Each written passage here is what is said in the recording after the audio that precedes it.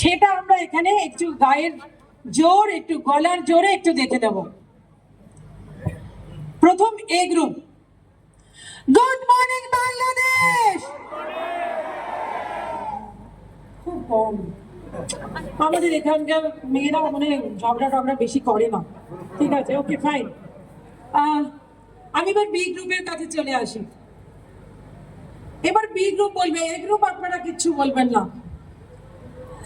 Good morning Bangladesh. Yes, কারা জিতলো? B group. Thank you so much. সবার জন্য জোরে হাততালি, হাততালিটা জোরে হওয়া চাই। আমি যদি বলি, আপনারা যখন থেকে এসছেন এখনো পর্যন্ত প্রত্যেকেই হয়তো এখন অনেকের খিদে টিদেও পেয়ে গেছে, তারপরেও আমাকে এখনো 30-40 মিনিট আপনাকে শুনতে হবে। আমাকে 30-40 মিনিট শোনা যাবে তো? আমার গল্প শোনা যাবে তো? আজকে আমি একটা খুব সাধারণ মেয়ের গল্প বলবো, যেটা আমার গল্প। আমি জিজ্ঞেস করছিলাম আমার ইসরায়েল ভাইকে যে আমি যে গাজীপুরে ফার্স্ট টাইম গাজীপুরে আপনাদের মধ্যে আসতে পেরেছি, তাই আমি এখানে এসে কি করব, কি বলবো। আমার ভাই আমাকে বলেছে, ম্যাম শুধু আপনার কথা বলবেন, তাহলেই হবে। আমাকে কোনো প্রেজেন্টেশন দেখতে বারণ করেছে, কোনো ট্রেনিং করতে বারণ করেছে, তাই আজকে আমি শুধু আপনাদের সাথে গল্প করব। রাজি আছি সবাই? আমার গল্প শুনতে সবাই রাজি আছে? Yes or no? Okay, thank you so much.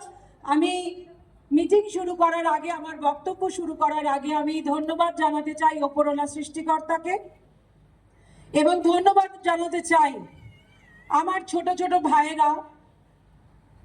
আপনার কাছে রাখুন, আপনার দিদির কাছে দিয়ে দিন। আমার ছোট ছোট ভাইরা যাদের অক্লান্ত পরিশ্রমে আজকে এই ভেস্টিজ ছোট ছোট হাঁটি হাঁটি পা করে 5 বছর অতিক্রম করেছে, যাদের অক্লান্ত পরিশ্রম, অনেক ঘাম ঝরিয়ে আজকে ভেস্টিজকে আজকে বাংলাদেশের বুকে এস্টাবলিশ করেছে, আমি সেই সমস্ত ভাইদের জন্য একটা জোরে হাততালি চেয়ে নেব। আজ আমি শান্তা মুখার্জি হতে পারতাম না যদি এই ভাইয়েরা না থাকতো।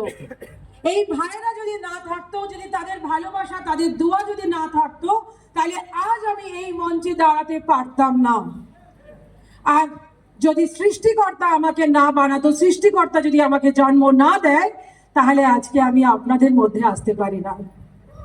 তাই প্রতিবারের মতন মিটিংয়ে শুরু করার আগে আমি সব সময় বাংলাদেশের জন্য একটা লাইন বলে থাকি, আমার সোনার বাংলা, আমি তোমায় ভালোবাসি। ফ্রেন্ডস, আমি জানি না কত জন্মের পুণ্য ফল আজ আমি বাংলাদেশের মাটিতে আপনাদের সামনে দাঁড়িয়ে আছি। আমি অনেক পুণ্য করেছিলাম, আমার বাবা মার বোধহয় আগের জন্মের কোনো পুণ্য ছিল, যে জন্য হয়তো আজকে আমি এই বাংলাদেশের মাটিতে এসে আপনাদের মেয়ে হতে পেরেছি, আপনাদের বোন হতে পেরেছি, আপনাদের দিদি হতে পেরেছি। আমি আমার জীবনের শেষ দিন পর্যন্ত, আমি আমার জীবনের যতক্ষণ পর্যন্ত আমার শ্বাস চলবে, আমি এই বাংলাদেশের মাটিতে কাজ করতে চাই। শুধু আপনাদের দোয়া চাই, আপনাদের আশীর্বাদ চাই, আপনাদের ভালোবাসা চাই, আর আমি শুধু আপনাদের জন্য কাজ করতে চাই। ফ্রেন্ডস, আমাকে যারা প্রথম দেখছেন তাদের জন্য বলি, আমার নাম শান্তা মুখার্জি।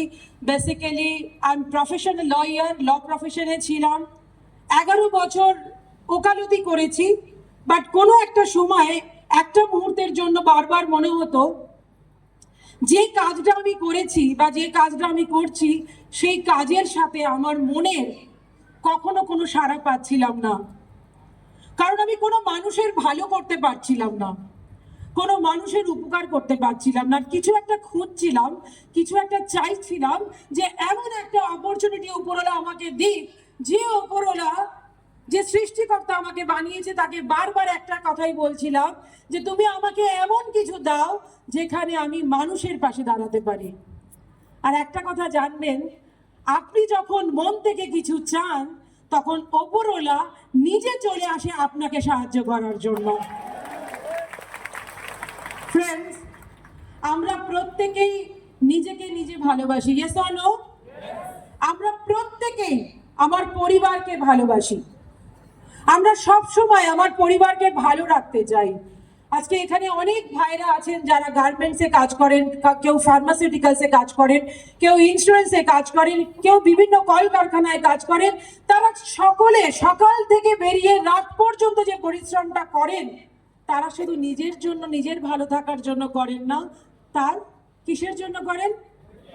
তার ফ্যামিলির জন্য করেন, তার ফ্যামিলিকে ভালো রাখার জন্য করেন।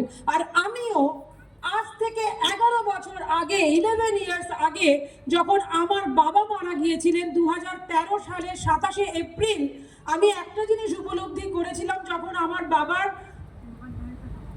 উনি এই পৃথিবী ছেড়ে চলে যান, তখন একটা জিনিস উপলব্ধি করেছিলাম যে যত বছরের পুরনো কোম্পানি হোক না কেন, আমি যত বড় কোম্পানির মালিকের মেয়ে হই না কেন, 1 মিনিটে আমাদের বাড়ির রোজগার জিরো হয়ে গিয়েছিল।